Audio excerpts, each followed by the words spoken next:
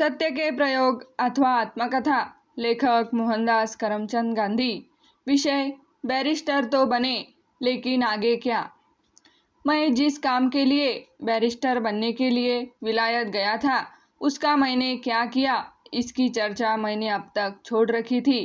अब उसके बारे में कुछ लिखने का समय आ गया है। बैरिस्टर बनने के लिए दो बातों की जरूरत थी। एक थी टर्म पूरी करना, अर्थात सत्र में उपस्थित रहना। वर्ष में 4 सत्र होते थे, ऐसे 12 सत्रों में हाजिर रहना था। दूसरी चीज थी कानून की परीक्षा देना।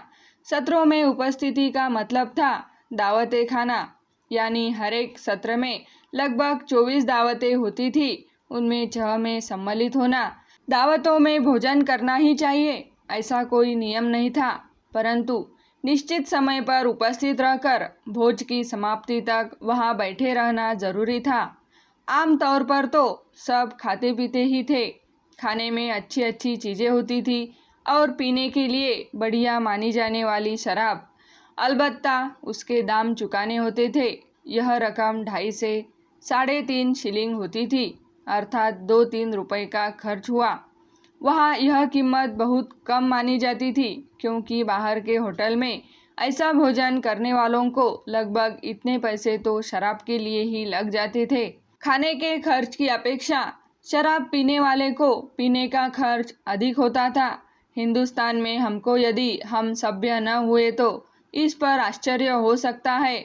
मुझे तो विलायत जाने पर यह सब जानकर बहुत आघात पहुंचा था और मेरी समझ में नहीं आता था कि शराब पीने के पीछे इतना पैसा बर्बाद करने की हिम्मत लोग कैसे करते हैं। बाद में समझना सीखा। इन दावतों में शुरू के दिनों में कुछ भी न खाता था, क्योंकि मेरे काम की चीज़ों में वहाँ सिर्फ रोटी, उबले आलू और गोभी ही थी। शुरू में तो ये रुचे नहीं, इसलिए खाए नहीं। बाद में जब उनमें स्वाद अनुभव किया, तब तो दूसरी चीज़ें प्राप्त करने की शक्ति मुझ में आ गई थी।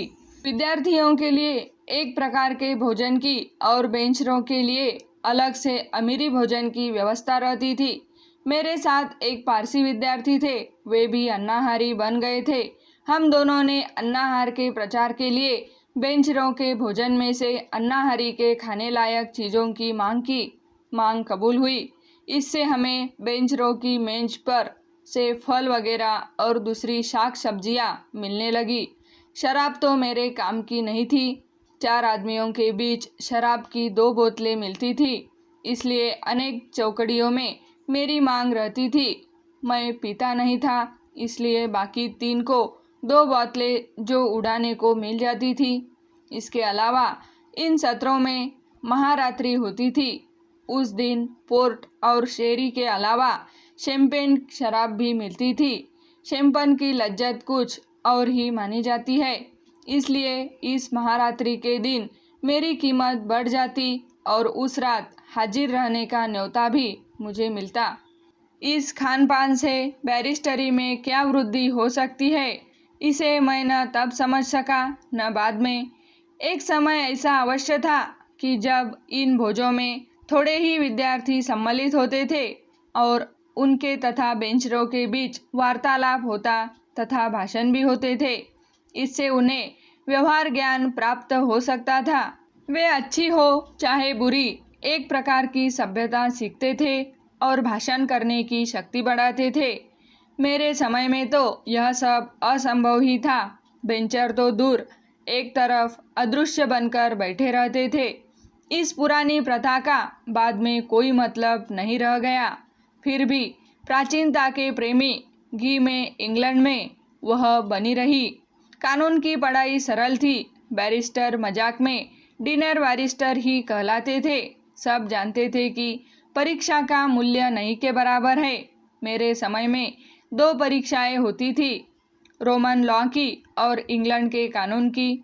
2 भागों में दी जाने वाली इस परीक्षा की पुस्तकें निर्धारित थी, पर उन्हें शायद ही कोई पढ़ता था।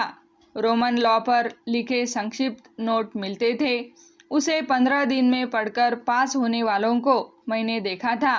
यही चीज़ इंग्लैंड के कानून के बारे में भी थी। उस पर लिखे नोटों को 2-3 महीनों में पढ़कर तैयार होने वाले विद्यार्थी भी मैंने देखे थे। परीक्षा के प्रश्न सरल, परीक्षक उदार। रोमन लॉ में 95 से 99% तक लोग उत्तीर्ण होते थे और अंतिम परीक्षा में 75% या उससे भी अधिक। इस कारण अनुत्तीर्ण होने का डर बहुत कम रहता था। फिर परीक्षा वर्ष में एक बार नहीं 4 बार होती थी। ऐसे सुविधा वाली परीक्षा किसी के लिए बोझ रूप हो ही नहीं सकती थी, पर मैंने उसे बोझ बना लिया। मुझे लगा कि मुझे मूल पुस्तकें पढ़ ही जानी चाहिए। न पढ़ने में मुझे धोखेबाजी लगी, इसलिए मैंने मूल पुस्तकें खरीदने पर काफ़ी खर्च किया। मैंने रोमन लॉ को लैटिन में पढ़ डालने का निश्चय किया। विलायत की मैट्रिकुलेशन की परीक्षा में मैंने लैटिन सीखी थी, वह यहाँ उपयोगी सिद्ध हुई। यह पढ़ाई व्यर्थ नहीं गई। दक्षिण अफ्रीका में रोमन डच लॉ प्रमाणभूत माना जाता है।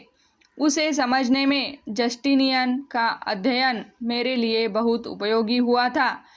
इंग्लैंड के कानून का अध्ययन मैं 9 महीनों में काफ़ी मेहनत के बाद समाप्त कर सका, क्योंकि ब्रूम के कॉमन लॉ नामक बड़े परंतु दिलचस्प ग्रंथ का अध्ययन करने में ही काफ़ी समय लग गया।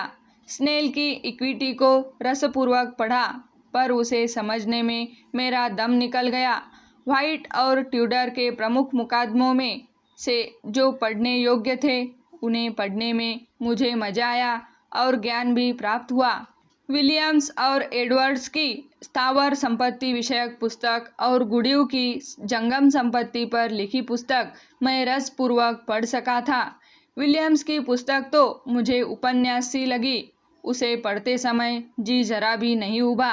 कानून की पुस्तकों में इतनी ही रुचि के साथ हिंदुस्तान आने के बाद मैंने मेन का हिंदू लॉ पढ़ा था, पर हिंदुस्तान के कानून की बात यहाँ नहीं करूँगा। परीक्षाएं पास करके मैं 10 जून 1891 के दिन बैरिस्टर कहलाया। 11 जून को 2.5 शिलिंग देकर इंग्लैंड के हाई कोर्ट में अपना नाम दर्ज कराया और 12 जून को हिंदुस्तान के लिए रवाना हुआ। पर मेरी निराशा और मेरे भय की कोई सीमा न थी। मैंने अनुभव किया कि कानून तो मैं निश्चय ही पढ़ चुका हूँ, पर ऐसी कोई भी चीज़ मैंने सीखी नहीं है जिससे मैं वकालत कर सकूं। मेरी इस व्यथा के वर्णन के लिए स्वतंत्र प्रकरण आवश्यक है।